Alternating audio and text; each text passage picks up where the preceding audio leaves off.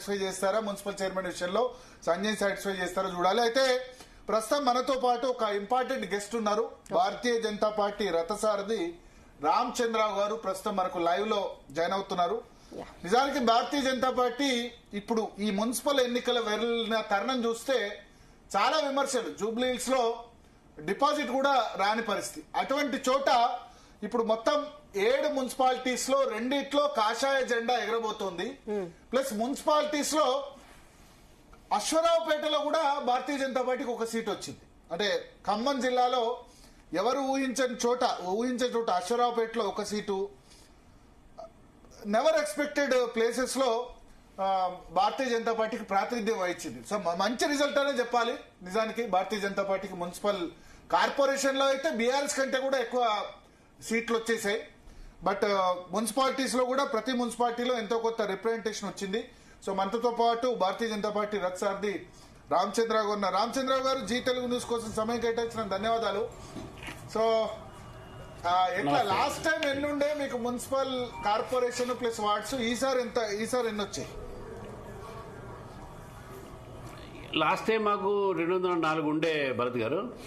ఈసారి 325, 350 దాకా టచ్ అవుతున్నాయి. ఎందుకంటే మున్సిపల్ కార్పొరేషన్ లో 28, 30 ఇటు నిజామాబాద్, అదేవిధంగా మన కరీంనగర్, తర్వాత మంచిర్యాల, నల్గొండ ఇవన్నీ కలిపితే ఇది 80 దాకా వచ్చేసినాయి ఇవన్నీ. మిగతా 270 దాకా మాకు ఆల్రెడీ వార్డ్ మెంబర్స్ గెలిచాము కౌన్సిల్స్ లో. సో 350 దాకా దాదాపు టచ్ అయినాం. మా అంచనా ప్రకారం కూడా మేము 400 దాకా మేము అంచనా చేసుకున్నాం. దాదాపు అదే లెవెల్ వచ్చినాయి. అయితే ఊహించిన రీతిలోనే, ఎందుకంటే మాకు ఏంటంటే మాకు ఫస్ట్ 204 పెరిగినాం మేము. ఒకటి మా ఓటు శాతం కూడా పెరిగింది. చాలా చోట సెకండ్ ప్లేస్ మేము వచ్చినాము.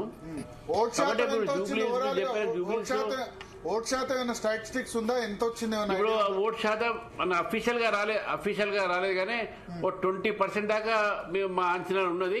ఇక అది బహుశా రేపు ఎలక్షన్ కమిషన్ వాళ్ళు తీసుకున్నారు. పోయినసారి 13% వచ్చింది సార్. ఈసారి మాకు 20% దాకా వచ్చినట్టు మా అంచనాలు. అది రఫ్ ఫిగర్స్. రేపు ఎలక్షన్ కమిషన్ అఫీషియల్ గా ఇచ్చేటటువంటి లెక్కలు తేలుతాయి. ఇప్పుడు మీకు చెప్పిన లెక్కలు కూడా నేను అఫీషియల్ గా మన ప్రొజెక్టెడ్ ఫిగర్స్ చెప్పాను మన election commission, state election commission ద్వారా. సో కాబట్టి మంచి పర్ఫార్మెన్స్ అని మేము భావిస్తా ఉన్నాం. అంటే ఇంకా బాగా వస్తుండే కొద్ది కారణాల వల్ల ఎంఐఎం కొద్దిగా కీ రోల్ ప్లే చేసింది కాబట్టి కొంచెం తగ్గినాయి మాకు. ఓకే, ఇప్పుడు సింగిల్ లార్జెస్ట్ మున్సిపాలిటీస్ నేను చెప్తాను. భారతీయ జనతా పార్టీకి ఆదిలాబాద్ లో 21 వచ్చింది అవుట్ ఆఫ్ 49. కాంగ్రెస్ 11, బీఆర్ఎస్ 6, ఇతరులు 11. తర్వాత ఇట్లా ఉన్నాయి కొన్ని మున్సిపాలిటీస్. ఆ సింగిల్ లార్జెస్ట్ రాయకల్లో 12 అయితే 5 మీకు, 4 బీఆర్ఎస్, 3 కాంగ్రెస్ అనుకుంటా. నారాయణపేటలో కూడా మీరు సింగిల్ లార్జెస్ట్ పార్టీగా నిలిచారు.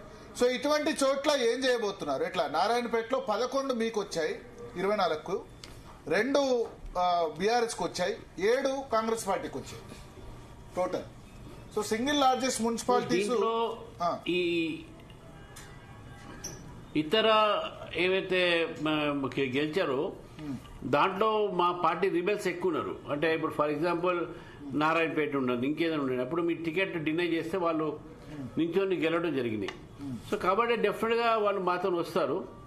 మేము దాదాపు మాకు ఇట్లా 6 మున్సిపాలిటీస్ లో మేము అక్కడ బాడీ ఫామ్ చేసే అవకాశాలు ఉన్నాయని చెప్పి మా ఒక అంచనా ఉన్నది.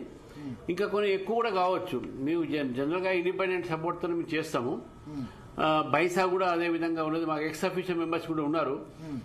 బైసాలో ఎమ్మెల్యే ఒక ఓటుతోను, మా ఎంపీ గారు ఉన్నారు, ఎంపీ గారు ఓటుతో, ఇంకేదైనా అట్లా మాకు మా ఓట్లే ఉన్నాయి కదా, ఎమ్మెల్సీ ఓట్లు ఉంటాయి ఎక్స్ అఫీషియల్ గా. సో ఈ ఓట్లతోనే మేము మాకు గెలిచే అవకాశాలు ఉంటాయి. ఆదిలాబాద్ లో 21 అంటే ఇంకా మినిమం 4 కావాలి. అక్కడ మీకు ఎంపీ ఎమ్మెల్యే 2 ఉన్నారు. ఇతరులు ఇండిపెండెంట్స్ ఎవరైనా సపోర్ట్ చేసేందుకు ముందుకు వస్తున్నారు? అందుకనే వచ్చారు 2-3 ఎమ్మెల్యే మన ఇండిపెండెంట్ వచ్చారని చెప్పి నాకు ఇన్ఫర్మేషన్ ఉంది. నేను మాట్లాడగా మా ఎమ్మెల్యే గారు, మా జిల్లా అధ్యక్షుడు ఇన్ఫార్మ్ చేశారు. మేము ఎట్లయినా ఫామ్ చేస్తాము, చైర్మన్షిప్ మనకు వస్తుంది సార్, ఇండిపెండెంట్ కొంతమంది మన దగ్గర సపోర్ట్ చేయడానికి రెడీగా ఉండాలని చెప్పారు. డెఫినెట్ గా అవుతుంది అని చెప్పి నేను భావిస్తా ఉన్నాను. ఓకే. దాదాపు 6 నుంచి 8 దాకా కంపల్సరీగా మేము మున్సిపల్ చైర్మన్స్ అవుతూ ఉండే, ఇక వైస్ చైర్మన్ చాలా అవుతాయి, అది కూడా భావిస్తా ఉన్నాం మేము.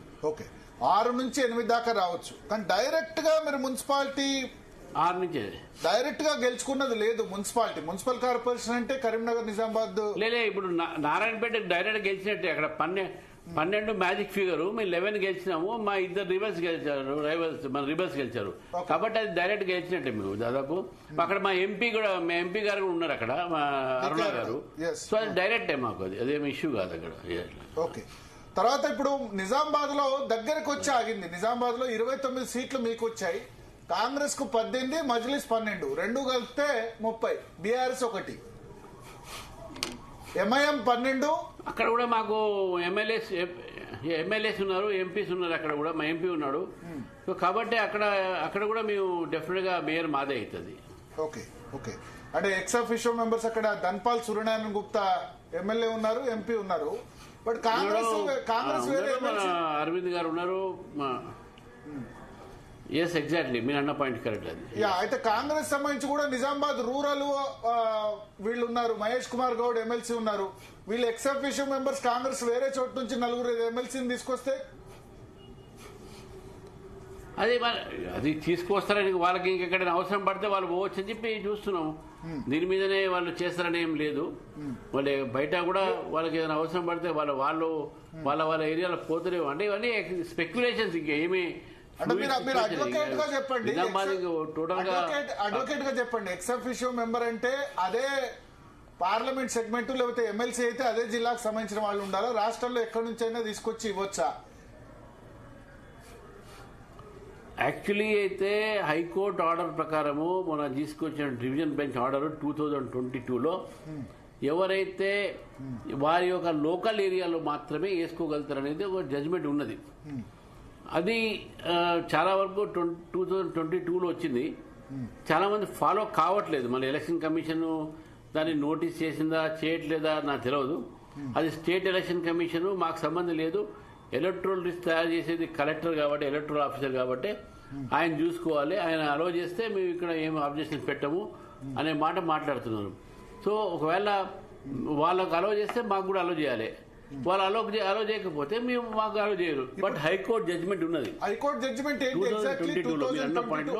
2022 ఆర్డర్ ప్రకారం స్థానికంగా నివాసం ఉన్న వాళ్ళకి ఇవ్వాలి, అంతేనా? 53 రూల్ 53 అది ఉన్నది, అది exactly. I don't remember. But 2022లో డివిజన్ బెంచ్ జడ్జిమెంట్ ఉంది హైకోర్టులో.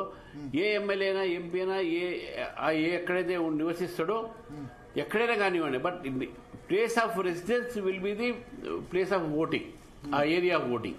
Okay, okay, but that is not being followed. Okay, but district headquarter లో చాలా మంది ఎమ్మెల్యే